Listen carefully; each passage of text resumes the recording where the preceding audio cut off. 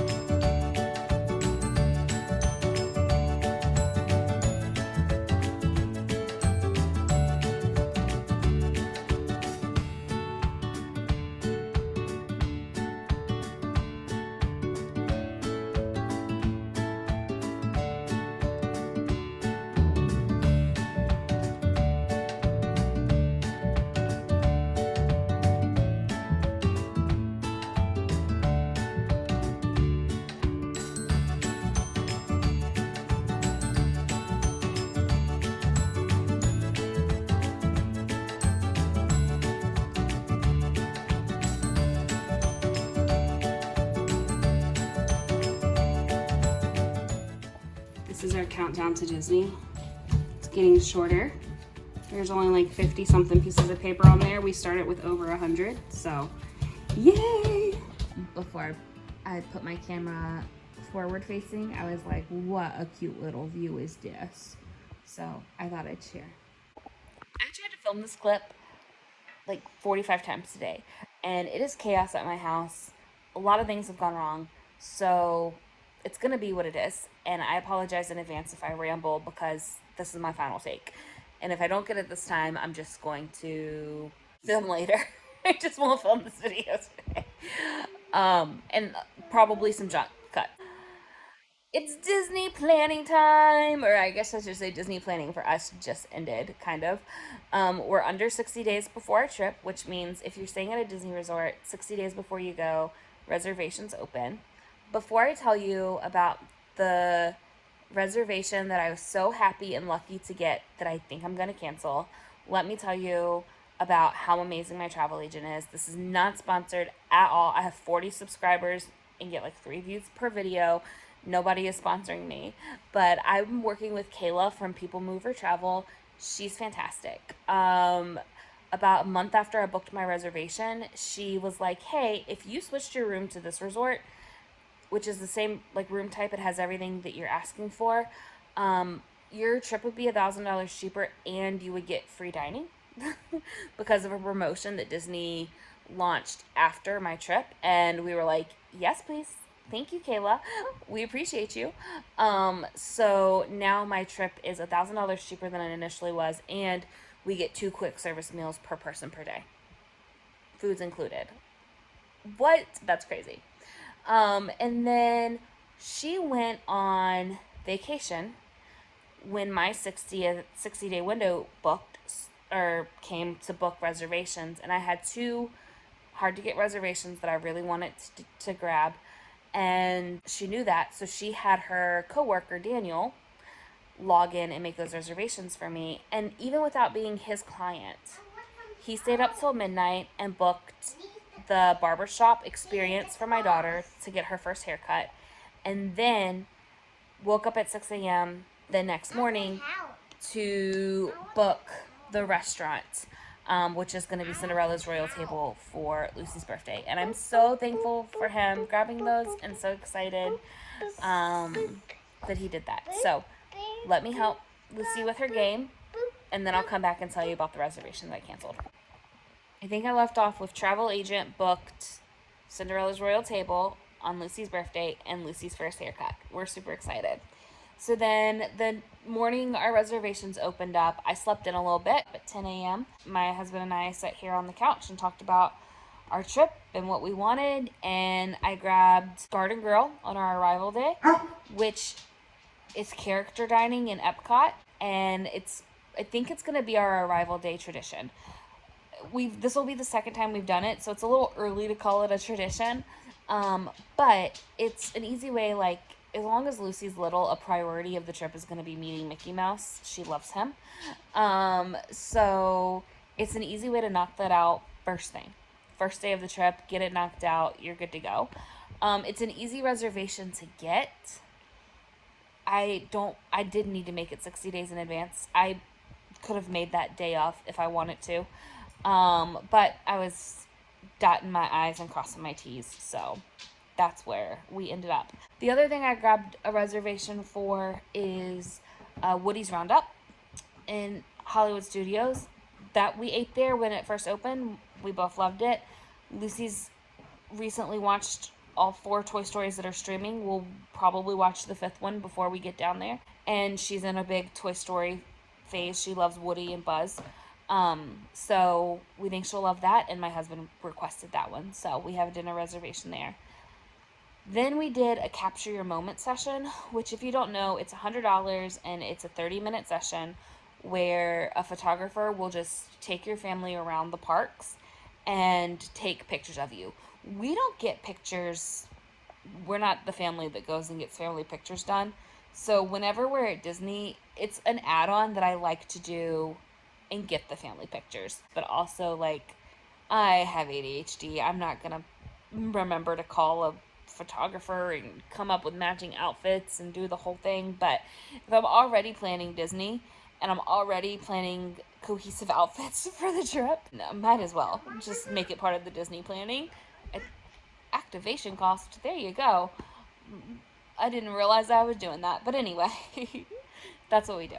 Now, the other reservation I was able to grab, and this is crazy, that I was able to grab at 10 a.m. and not, because this is usually one, if you want floor seating, category 1 seating, you have to get this reservation at midnight. So it was rare that I was able to find this reservation, and that was Hoop-Dee-Doo Musical Review. That has been one of my favorite Disney memories. In 2020, before the pandemic, February 2020, my husband and I went to Disney. I ran the Princess Half Marathon, and my dad came with us, and it was like his second vacation ever in his entire life. And we took him there, and it was so wonderful. And we love it, and we want to go back. And I can see Lucy just having a blast at Hoop-Dee-Doo Review. And I wanted to go because it was her birthday, and they do a part of the show where they like ask everybody if it's anyone's birthday, and they sing happy birthday to everyone, and I think Lucy would really get a kick out of that. And I was really excited that I saw it there. Floor seating at 10 a.m. like 60 days out. Now it was the 4 o'clock show, so maybe I think that one's not as popular as the 6 o'clock and 8 o'clock show. And pro tip, if you want to do Hoop-Dee-Doo Review, but you don't like necessarily want to sit on the floor, category 2 and 3.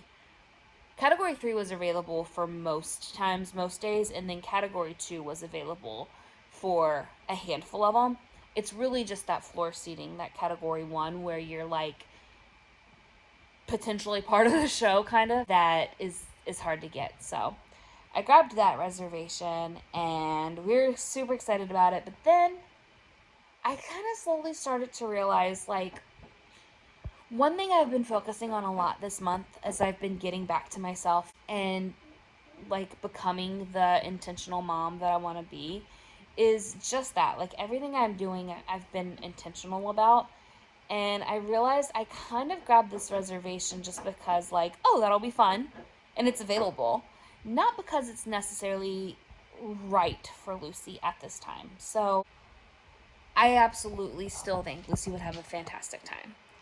I don't think it's going to be the thing that she remembers. And it takes a lot to get to Fort Wilderness. You either have to, like, take a minivan, and then even once you're there, you have to take a boat to the a bus to the restaurant, or you have to get to Magic Kingdom, take a boat from Magic Kingdom to the restaurant. If you take the boat from Magic Kingdom, I don't think you have to take the internal bus. Long story short, it's a pain to get to and from the restaurant, and I think Lucy is going to benefit most from park time, character interactions.